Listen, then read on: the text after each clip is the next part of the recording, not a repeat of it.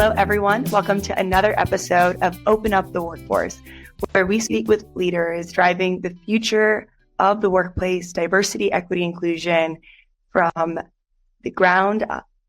I'm here today with Laurie Salvail, the Executive Director of cyber.org. Laurie has an incredible story. She leads a passionate team who brings cyber education to K through 12 teachers, and she's had over 12 years of classroom experience. She's currently working on her PhD in curriculum and instructions at Louisiana State University.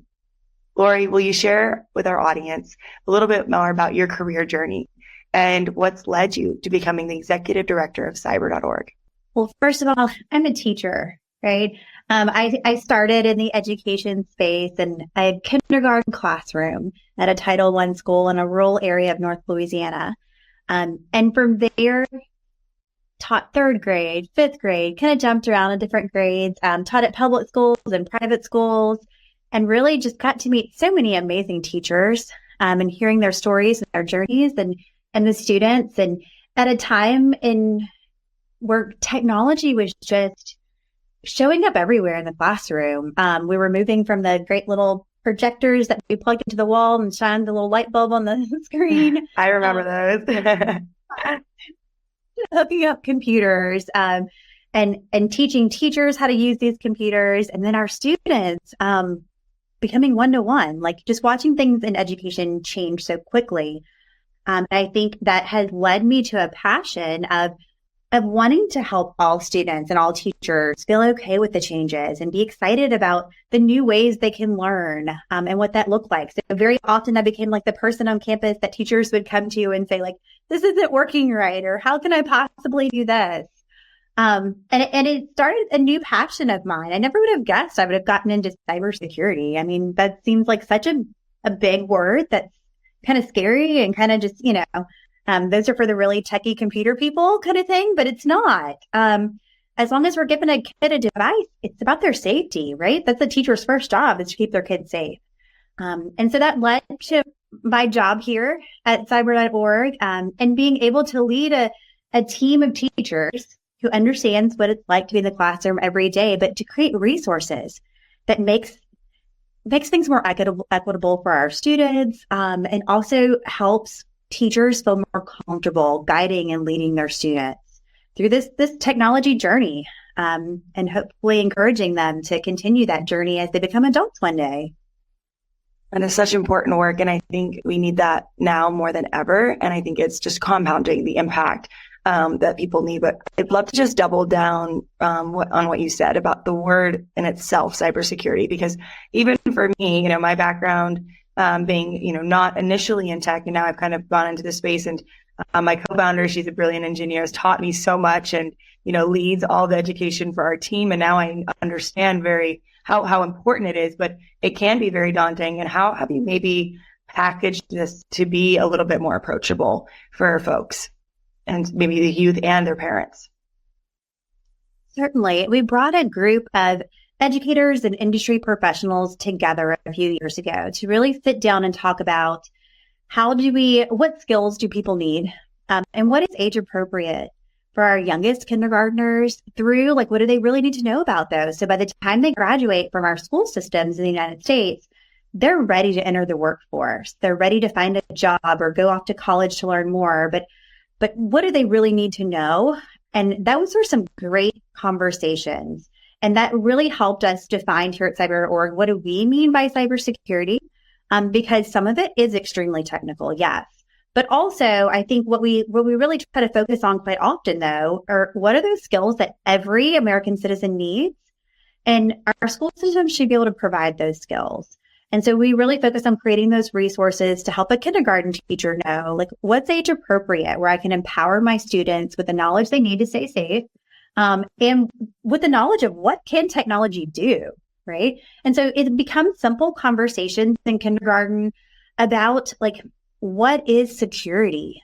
Like, what do we lock up in a classroom? What do we try to keep safe? In that tangibleness of, like, if a visitor comes to our school, what do they have to do? Can they just walk in the door? Probably not anymore. They go to the office, they check IDs, all these things happen in our life. Even in my classroom, like, at nighttime, we probably lock up our devices in some kind of case or cabinet to keep them safe because they cost a lot of money. And if something after school programs happening on campus, we want to make sure our devices are safe and secure for the next day's use. But we're not going to lock up our tissue box, right? So I don't want the Kleenex in the cabinet locked away. And why would we not do that? And so helping kids understand what the word security means and safety means, knowing what their device can do with and without Wi-Fi is a part of it too. And then as they grow through this process, age appropriately introducing them to things like, what is malware? What are the kinds of malware? What can it do to our device? Why do I need to update everything over and over when that update notification comes on? Just some real life skills. What can we do on public Wi-Fi that we, and what can we do in our home Wi-Fi? And what's different about that in those environments there? To becoming at the high school age to really start some good ethical debates about technology and how we can use it for good, right? We love the term even ethical hacker or different things like that. Like, how are we really going to empower our world with the technology we have? And kids just naturally love this information, right? So many of our students, just their hearts are so good. They want to be doctors and lawyers and policemen and firefighters. They want to help the world, right? We want to be all heroes out there. So how can I be a hero through technology? And what are those career roles that I can fill one day? And bringing that awareness to our students and in turn, bringing it to their parents. I love it when a kid can teach their parents something about cybersecurity.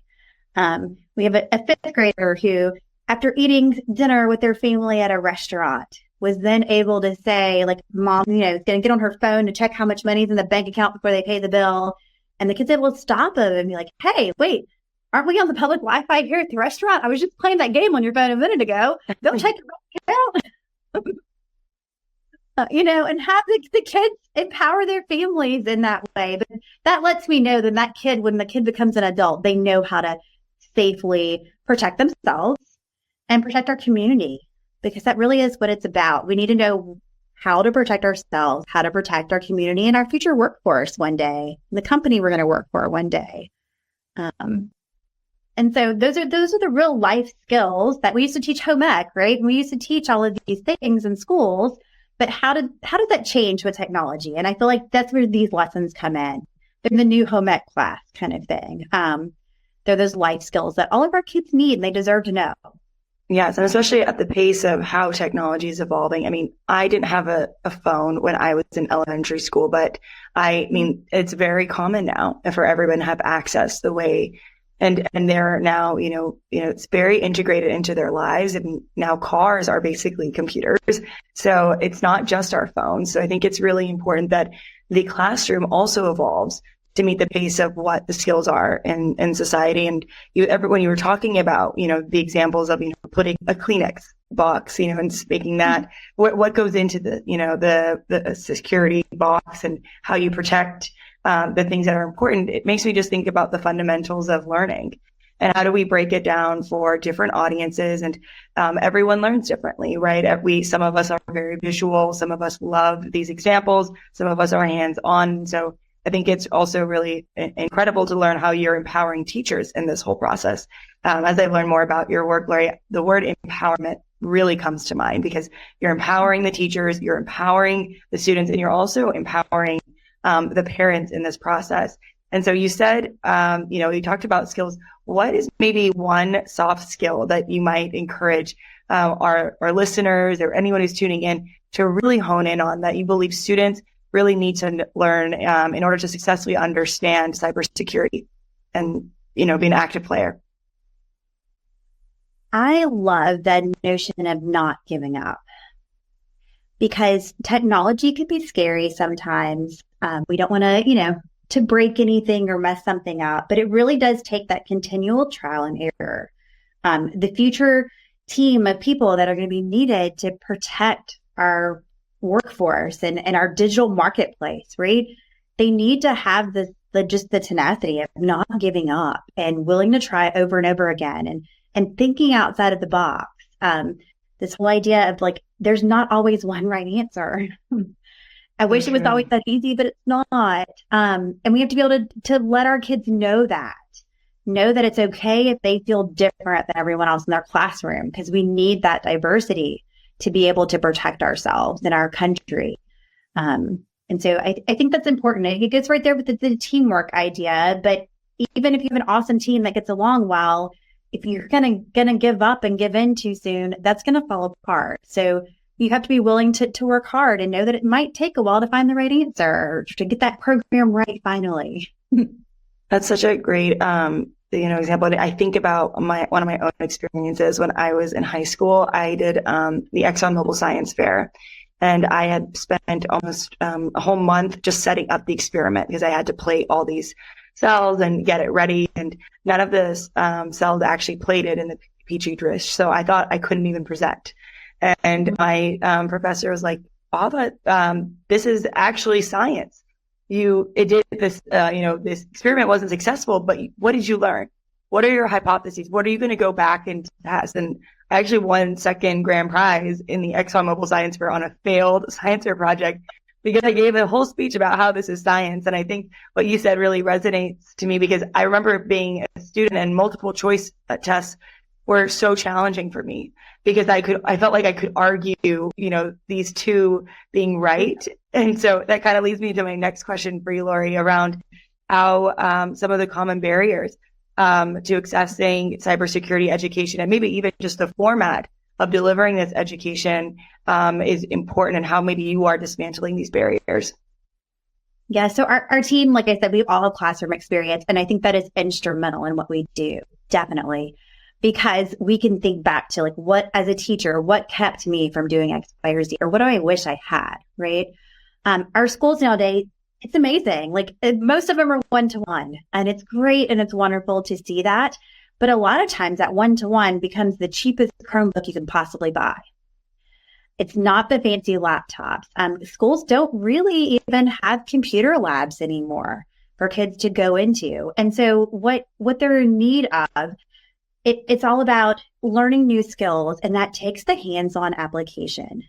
And that's what I love. Our team saw that kids it's not about memorizing cybersecurity terms or memorizing this or that, but they need experience doing, right?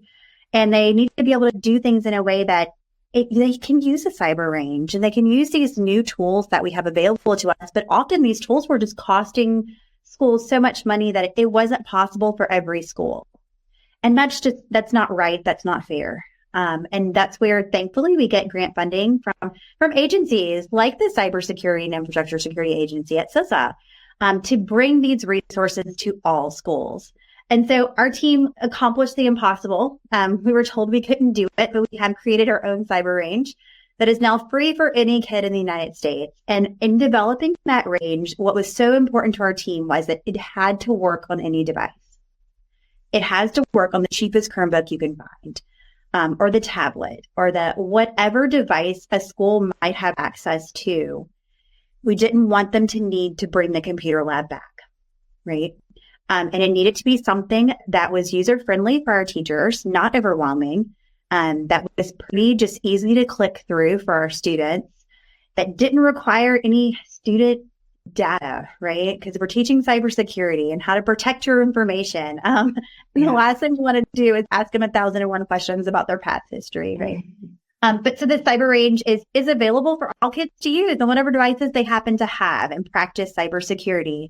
And so to me, that just brings that equity piece back down. So where before, and we saw a lot of really great magnet schools, or private schools, our schools that were more well off being able to offer courses like a cybersecurity course.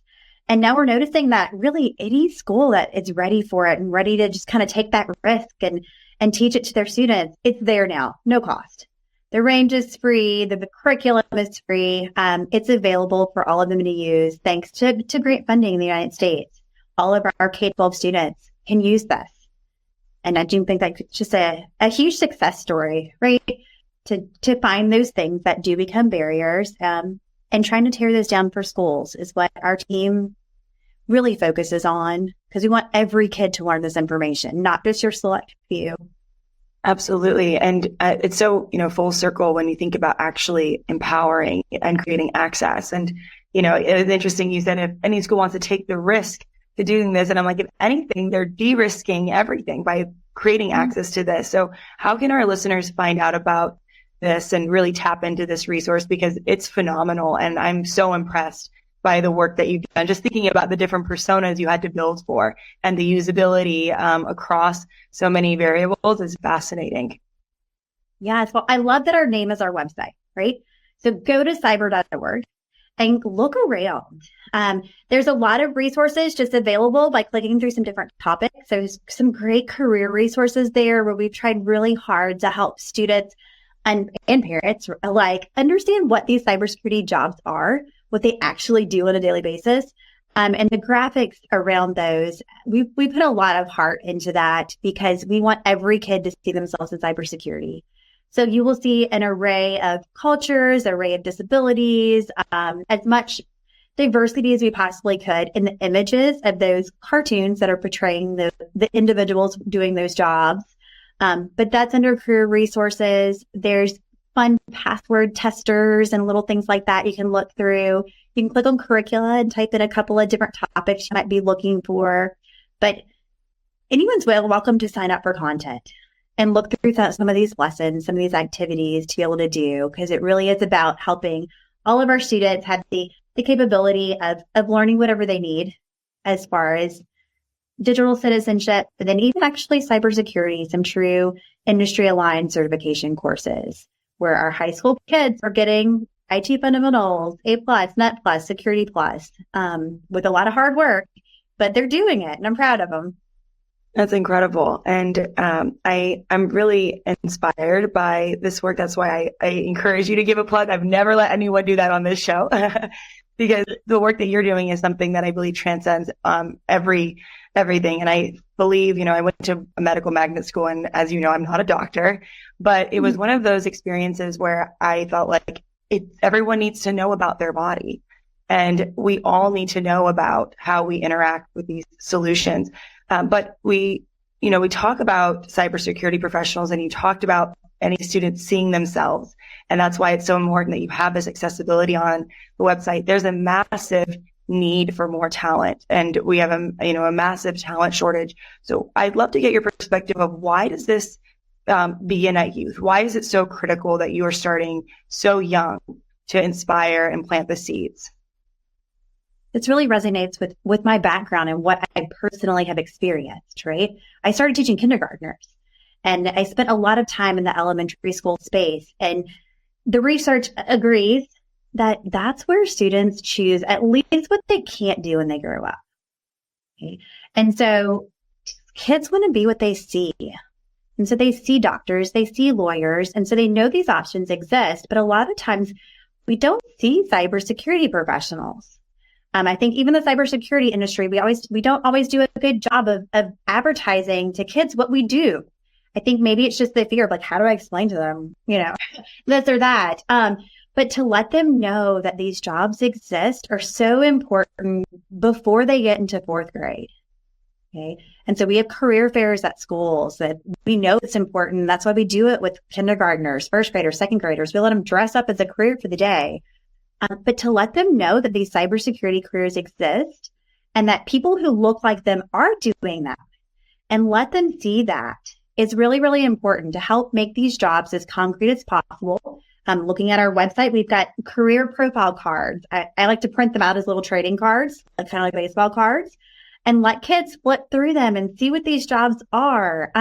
Let the kids show up to career day with a nice little card around their neck that says they're an ethical hacker, or that they're a pen tester, or they're, all these different roles they can play in cybersecurity. And sometimes it's even just letting them know that, oh, wow, you want to be a lawyer?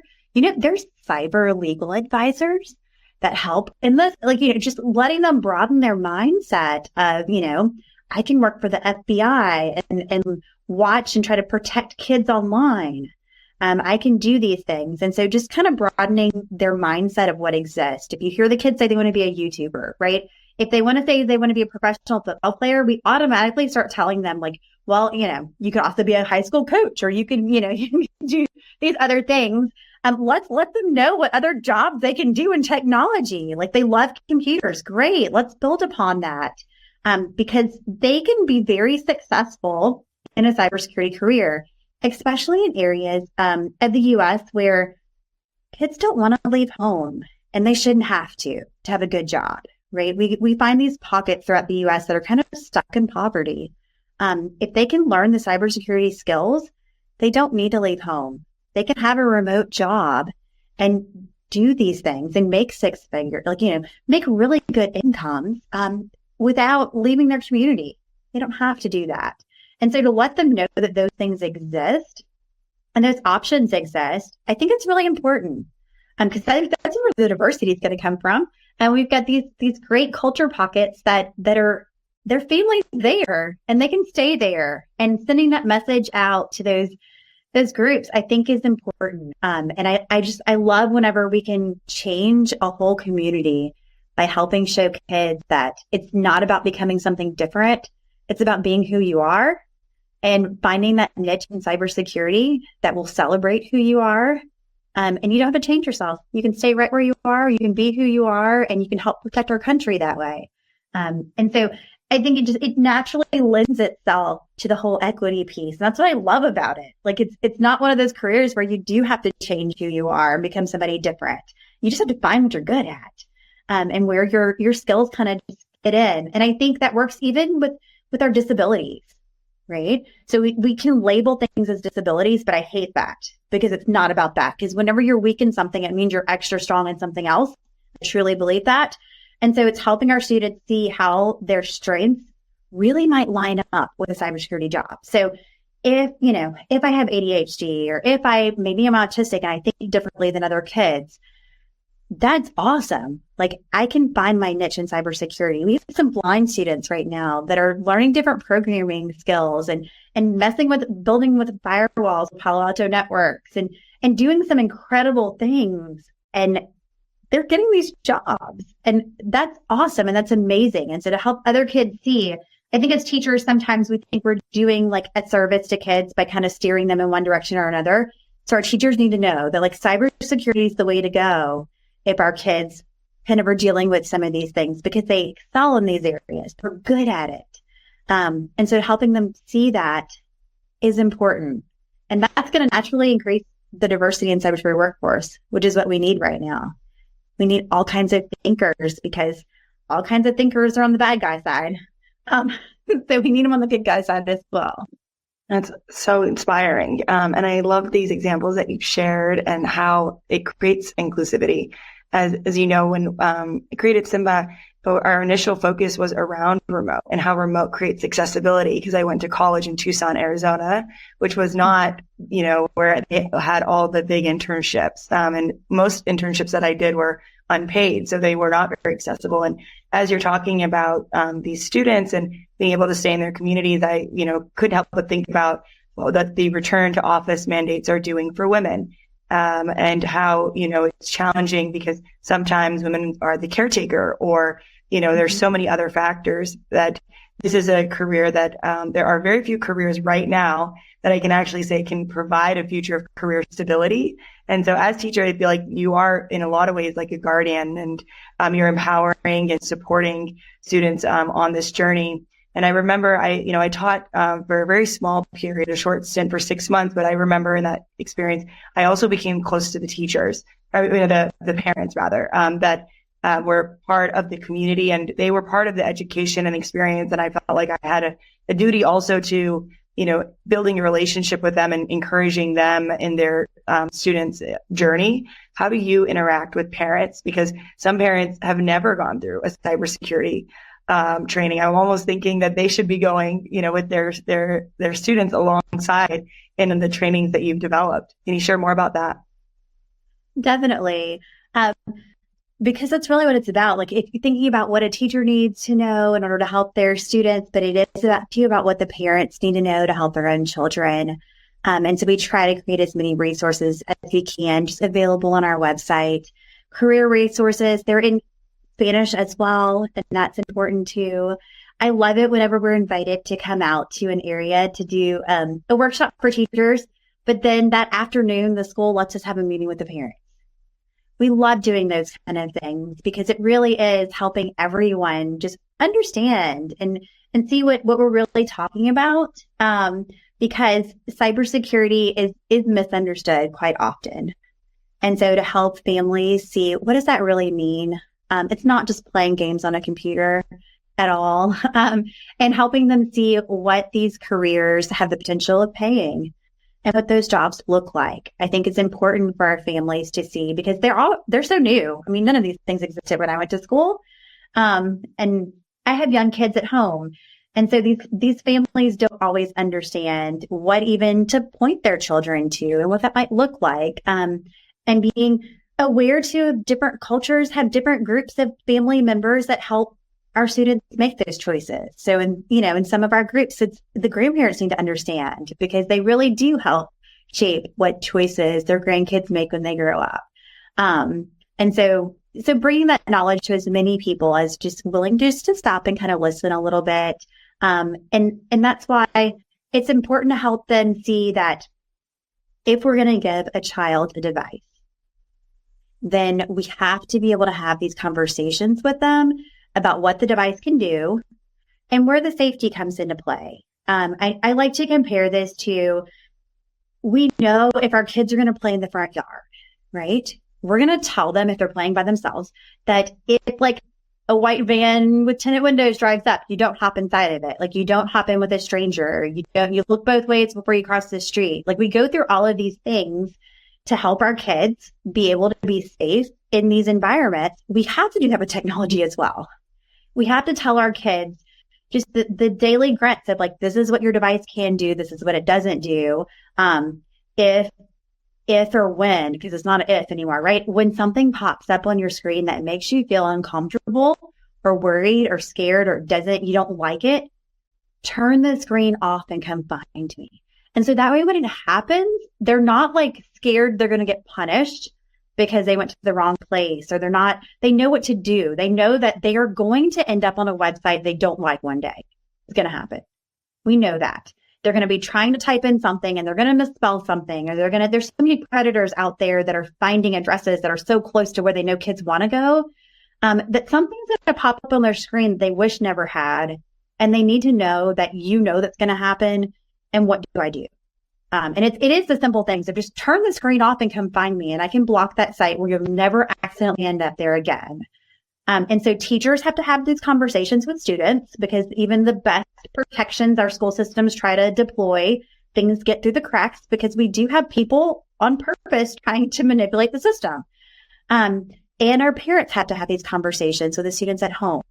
We have to help them know that a stranger online, what is that?